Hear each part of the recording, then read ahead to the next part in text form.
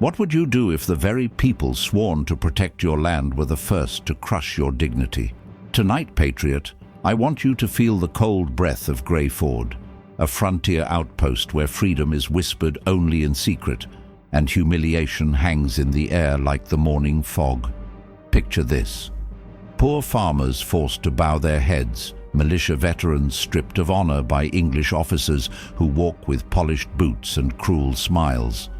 Here, struggle is not a choice. It is the heartbeat of every man, woman, and child who refuses to surrender their birthright. Into this world steps Isabel Keaton, a quiet colonial scribe carrying nothing but a worn ledger and a sealed letter from the Committee of Safety. The soldiers see her as fragile, harmless, but oppression has a way of awakening the unexpected. And as the mist thickens over Grey Ford, betrayal and sacrifice begin to take shape, pulling Isabel toward a truth that could shatter the fort or ignite the spirit of a patriot long silenced. Welcome, brothers and sisters of the cause. Are you already subscribed to the channel? If not, join our ranks and leave your like to strengthen our fight for freedom. All right then, now we can begin. Sergeant Brenner moved across the yard like a shadow sharpened by cruelty. His boots struck the mud with the rhythm of a judge delivering sentences. The recruits, poor farmers, trembling boys from the mills, older men with bad knees, stood in crooked lines, trying to hide their fear. Brenner's laugh carved into them like a blade. He shoved one man to the ground, then mocked another for failing to lift a musket worn nearly to dust. His instructors, all colonists themselves, copied every insult, desperate to prove loyalty to the English officers who rarely touched the dirt, yet controlled every breath inside Grey Ford. It was rebellion turned inside out. Patriots breaking patriots, dignity traded for the illusion of safety. Isabel watched from the edge of the courtyard, book pressed to her chest. She had come as a simple scribe, yet what she witnessed felt like a wound tearing open. Each push, each sneer, each humiliation inflicted on men who only wished for independence stirred something fierce within her. This was not training. It was degradation designed to keep them obedient, too broken to question authority. Brenner enjoyed it. His eyes gleamed with a twisted devotion to order, not liberty. Yet behind his harsh commands, Isabel sensed a fracture, a hesitation. Buried deep, betrayal leaves its scent everywhere, and she could feel it drifting around him. She began writing down not only numbers and names, but every insult, every cruel decision, a quiet ledger of shame, a map leading toward a hidden truth no one dared to speak aloud. The recruits stumbled through drills until their hands bled. Children carrying water flinched whenever Brenner approached. Elderly quartermasters avoided his gaze. The English officers watched from the ramparts with indifferent amusement, letting their colonial enforcers do the dirty work. Isabel's anger simmered, dark but controlled, a silent promise that sacrifice would not be wasted. Something had begun shifting inside her, a transformation she did not fully understand, a path toward revelations she had not sought but could no longer ignore. And as dusk crept over Grey Ford, the fort seemed to hold its breath, waiting for the moment when the balance of power would tilt, even if just a little.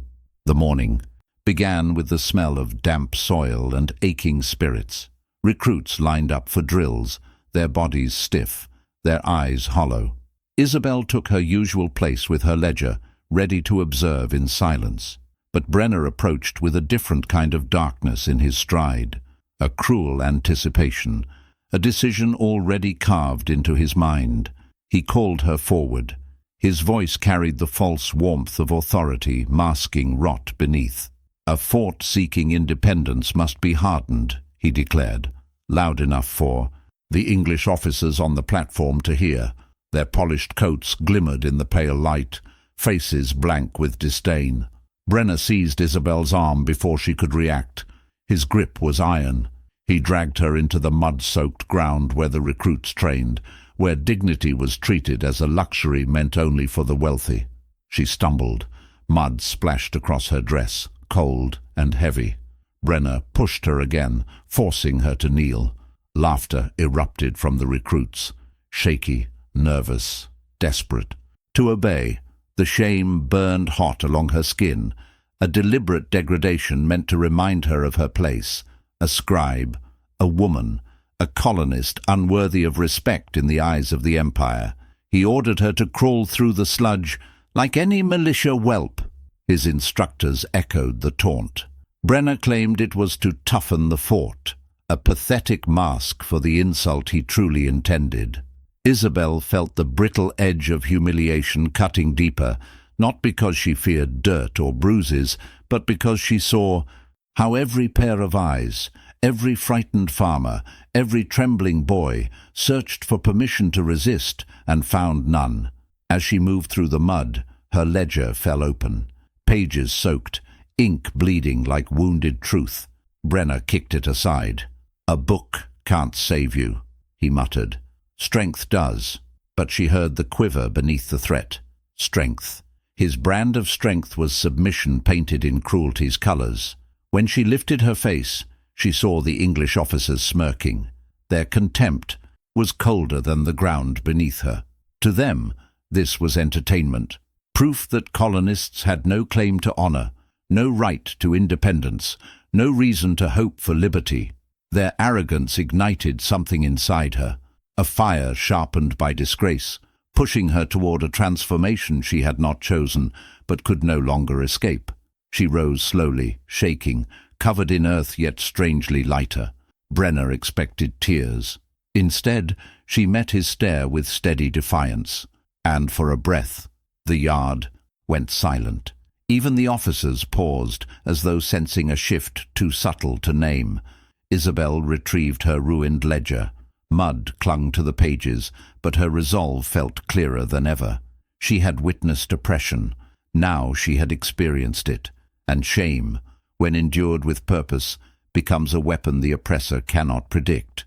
As the wind swept across Grey Ford, carrying whispers of revolt long buried, Isabel felt the beginning of a journey she had not foreseen, one that would demand sacrifice, reveal hidden truths, and force decisions capable of reshaping every patriot trapped within those walls. The fort, once indifferent, now seemed to pulse with an uneasy anticipation, as though the very stones recognized that something was quietly shifting, ready to break. Night settled over Grey Ford like a bruise spreading across the sky. The fort, so loud with orders and insults by day, now drowned itself in silence, a silence that felt watchful, listening. Isabel limped toward the small storage room assigned to her, every step a reminder of Brenner's cruelty. Mud dried on her skin, tightening like rope. Her ribs throbbed, her palms stung. Yet none of this pain compared to the disgrace burning deeper, the deliberate contempt she had tasted in front of her own people. Shame could break a spirit, but sometimes it forged it into something sharper. She closed the door behind her and let darkness wrap around her. For a moment she allowed herself one breath, trembling but determined. Then she reached beneath the loose plank under her cot and retrieved the tools she had hidden long before Brenner's spectacle. The transformation had begun weeks earlier, the first day she saw a young farmer whipped for dropping a crate, an elder mocked for asking for rest, a child shoved aside by an English officer too proud to slow his pace. Each scene etched itself into her diary in coded lines, a ledger of degradation the Empire believed invisible. Tonight, she would no longer observe. She would act. She lit the small lantern with a shielded wick, its glow barely enough to reveal her bruised hands. She placed it by the window, angled toward the hill south of the fort. A second lantern waited under the cot. A third lay hidden in the rafters. Each one flickered in a distinct pattern, signals carried by patriots sworn to watch the garrison from afar. Isabel knew their oaths. They had promised to witness, to gather truth, to protect those who could not defend themselves. Now she called them. She unbound her diary, its pages warped by mud and fear. Inside, every testimony remained intact under layers of cipher, signatures of men and women who had seen too much, dates of punishments disguised as drills, descriptions of English officers laughing at colonists' suffering. Brenner's name repeated again and again, tied to insults meant to crush independence before it could take root. She added today's brutality with slow, careful strokes, each letter a promise that no sacrifice would be wasted. Outside, footsteps passed, heavy, careless, English. Their voices carried the arrogance of those convinced they would rule forever. Isabel blew out the lantern for a heartbeat, holding her breath as shadows slid across her door. The soldiers walked on, indifferent to the quiet rebellion unfolding only a wall away. When she relit the flame, its glow felt stronger. She placed a sworn statement beside her diary, testimony from a recruit too frightened to speak aloud, but brave enough to trust her. These documents formed a map leading toward revelations that could shatter the fort's false order. The signals she sent tonight would travel farther than she could, past the watchtower, past the officers' quarters, past the tyranny-choking grey Ford. They would reach the Patriots waiting in the trees, the ones who understood that dignity must be reclaimed, not begged for. As the last lantern flickered in its coded rhythm, a wind rose through the cracks of the room, cold, urgent, almost aware. It swept across her pages, lifting them as though encouraging her onward. Isabel felt the pull of something vast, a journey she could no longer turn from. A hidden truth was stirring, moving beneath the surface of the fort like a tide preparing to rise. And somewhere beyond the walls, a reply signal blinked through the darkness, faint but unmistakable. Before dawn touched the horizon, grey Ford felt different. The air tightened, as if the fort sensed strangers moving through its shadows.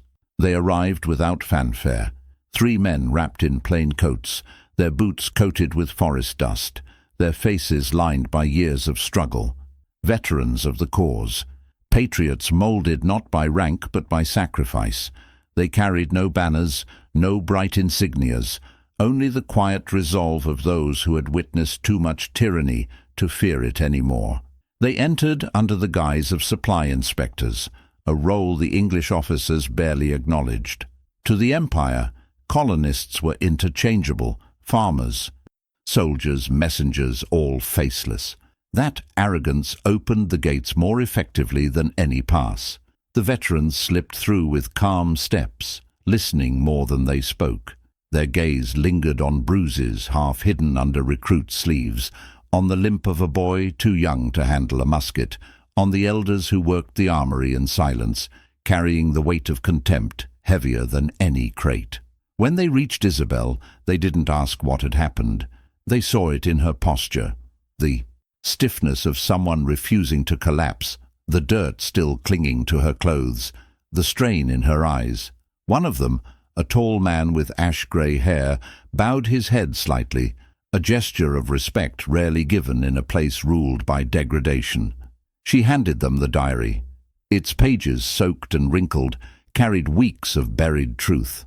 They laid it on the table, lit a small shielded lamp, and began decoding every ciphered line. Their hands moved with precision. Their silence was reverent. Each phrase, translated into an official record, each testimony preserved as an accusation engraved in ink, abuse catalogued, insults measured, orders traced back to Brenner and the English officers who hid behind him. Outside, the recruits whispered among themselves. Rumors of these newcomers spread quickly. Their presence stirred embers of hope the Empire had tried to smother. Some approached quietly, one with trembling fingers, another with a bandaged cheek. They offered fragments of stories, small confessions spoken in low voices, as though the walls might betray them. The veterans listened to every word. They did not interrupt. They did not doubt. They understood how shame silences a man long before pain does. By midday, the fort's facade of order began to warp. The English officers sensed something unsettling but couldn't name it. They watched from their tower, annoyed by the increased murmurs among the colonists. Their indifference transformed into suspicion. They saw movement, not obedience. Eyes raised instead of lowered. A shift in posture. A hint of rebellion too subtle for their rigid minds to grasp, yet undeniable. In the storage room, the veterans completed the transcription.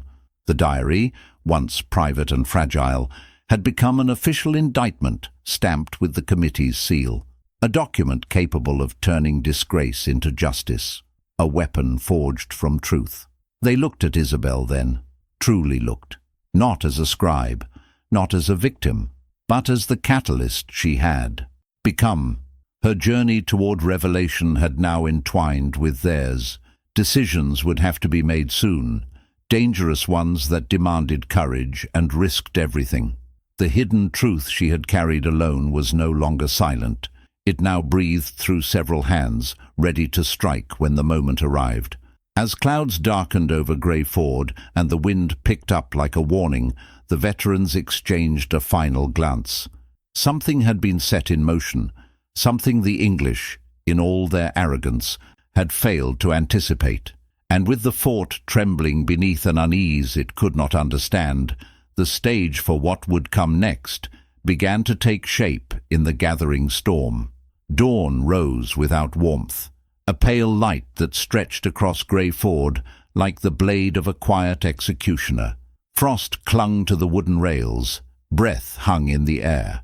Recruits lined the yard in trembling rows, still carrying the exhaustion of endless drills. English officers watched from the platform, their polished coats untouched by the cold, their eyes filled with the same indifference they reserved for every colonist under their command. Isabel stepped into the courtyard with deliberate calm. Her dress still bore the stains of yesterday's degradation, but her posture held something unbreakable. The veterans walked behind her, silent, steady, shadows carved from resolve. In her hand rested the letter she had protected since her arrival, sealed with deep blue wax, the mark of the Patriots Committee, a mark that demanded answers, a mark the English had hoped never to see. She lifted it high enough for all to witness. A hush fell instantly. Even the wind paused. The recruits straightened. The older men lowered their tools. Children fetching water froze mid-step. The English officers exchanged confused, uneasy glances. They knew the seal. They knew its authority, and they despised it. To them, colonists were subjects, not equals, certainly not inspectors with power to challenge them. Isabel broke the wax with a steady thumb. The crack echoed through the yard. The letter unfolded, its edges fluttering like a flag before a rising storm. She read aloud, her voice raw yet firm, each word striking the ground harder than Brenner's boots ever had. By order of the Committee of Safety, Grey Ford is placed under immediate formal review.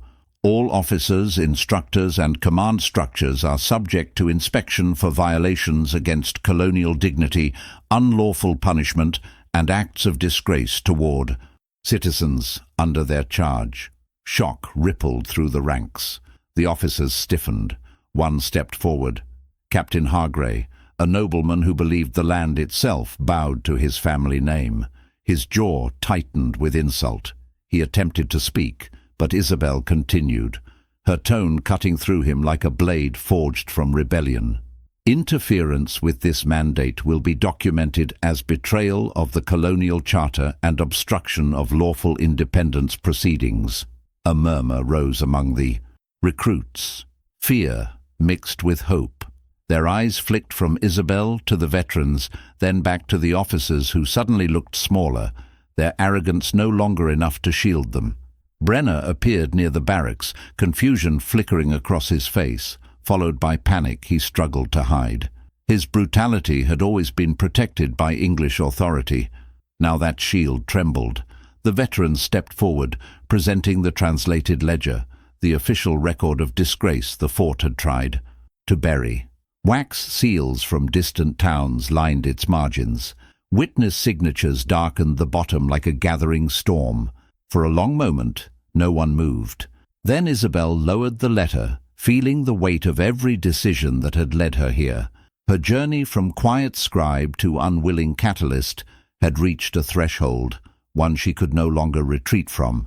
The hidden truth she carried now stood exposed beneath the morning light, and Grey Ford could not remain the same. Every gaze fixed on her, every breath waited. The silence stretched, thick with revelation, charged with the promise of consequences neither side could ignore. And as the cold wind swept through the yard, the fort braced itself for the reckoning about to unfold, one that would demand courage from those who had forgotten they possessed any at all. The colonial mast rose above the courtyard like a spine of the earth itself, weathered by storms, yet never bowed. Beneath it, the flag of liberty clung to the cold breeze, its edges frayed but defiant.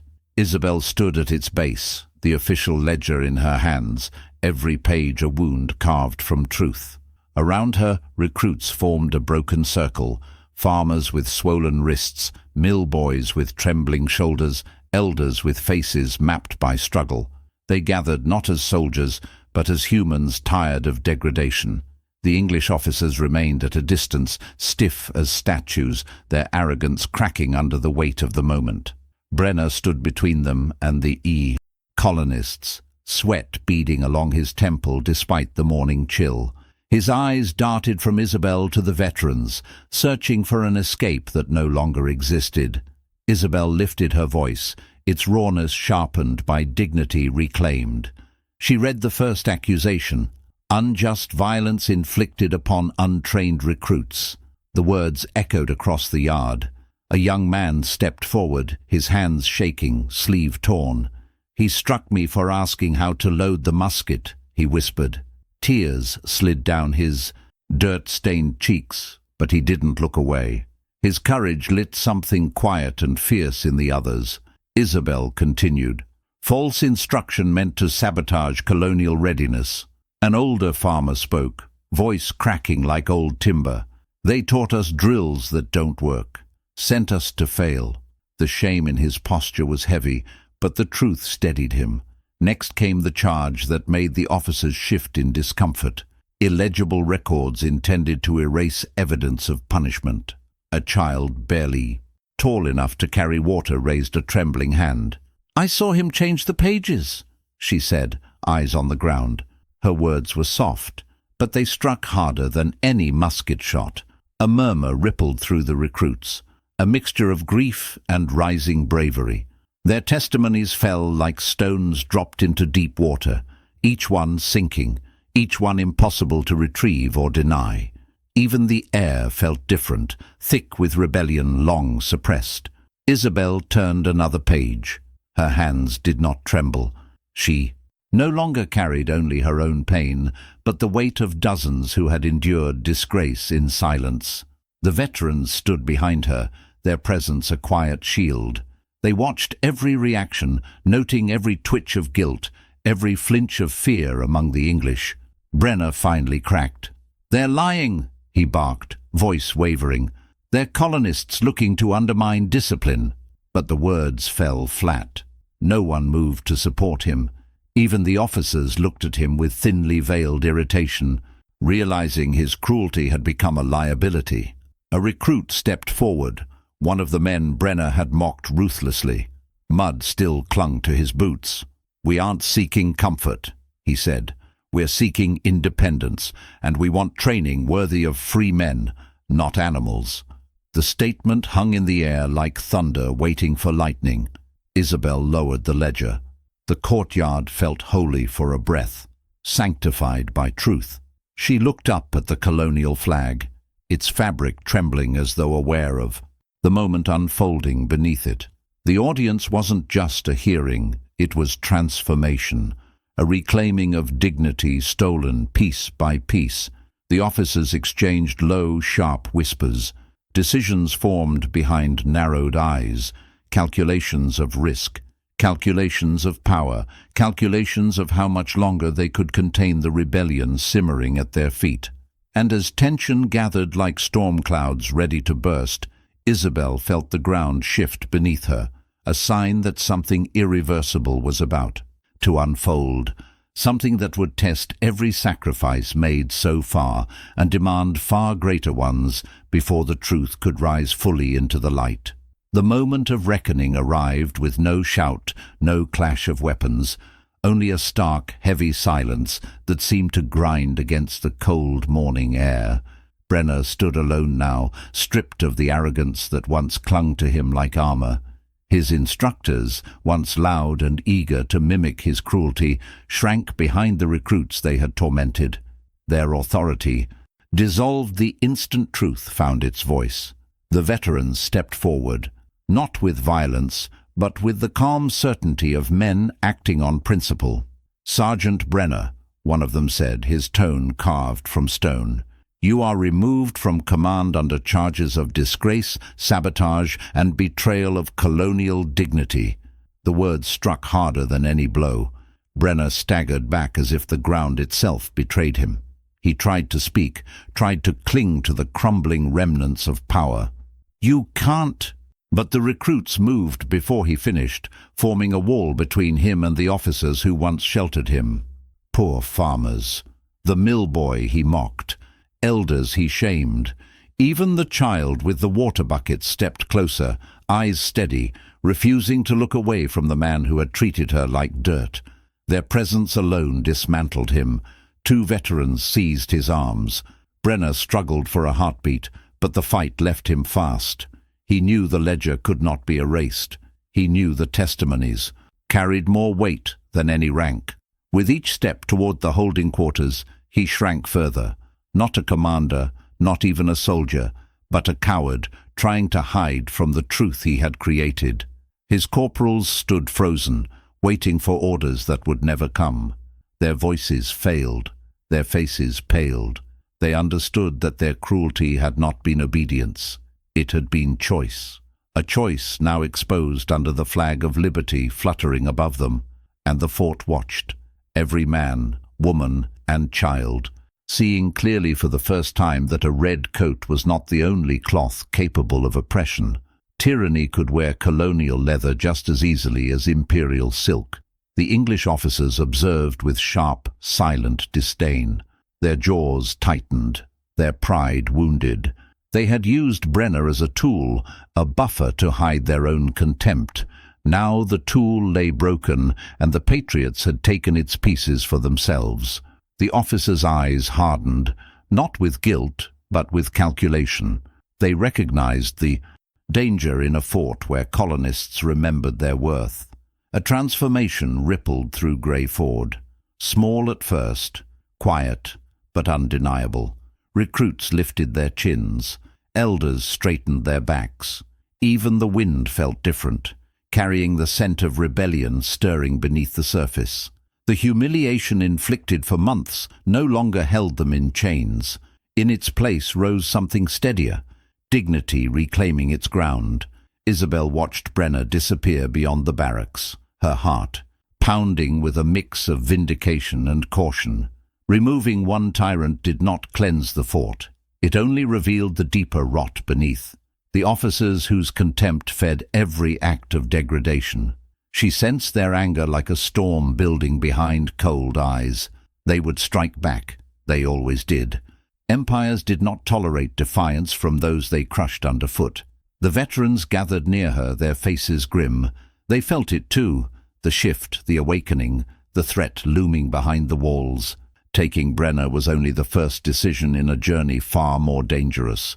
Truth had been dragged into the open, but truth alone could not protect them from the retaliation coiling in the officers' shadows. As the colonial flag trembled in the rising wind, the fort seemed to prepare itself, bracing for the next blow, one that would test whether this fragile spark of independence could endure the storm pressing in from all sides. Grey Ford awoke the next morning with a strange stillness, as if the walls themselves were uncertain of their new purpose. The echoes of Brenner's removal still lingered in the air, heavy yet liberating. For the first time in months, the recruits entered the yard without the taste of dread on their tongues. They walked slowly, unsure if the humiliation that had shaped their lives would return with the sunrise. Isabel stood at the center of the courtyard beside the veterans, her shoulders square, her gaze steady. The English officers watched from afar, arms crossed, faces locked in cold silence. Their contempt had sharpened, but they held back, calculating. They despised the shift happening in the fort, yet could not openly challenge the committee's mandate. Their restraint was not mercy, it was strategy. The veterans began the new drills, not with screams, not with insults, with clarity, with purpose. One demonstrated how to load a musket with precision, his movements deliberate. Another guided a young recruit through a defensive stance, correcting him with a steady hand instead of a shove. An elder was given time to breathe between steps. Even the smallest child helping to carry water was treated with gentleness rather than scorn. Isabel moved among them, observing, noting, adjusting. "No leader earns obedience through fear," she said quietly to a group of boys whose spirits had been crushed by Brenner's brutality. "A leader earns loyalty through truth." The words settled into their chests like embers ready to ignite. The training yard transformed. Where there had been chaos, there was order.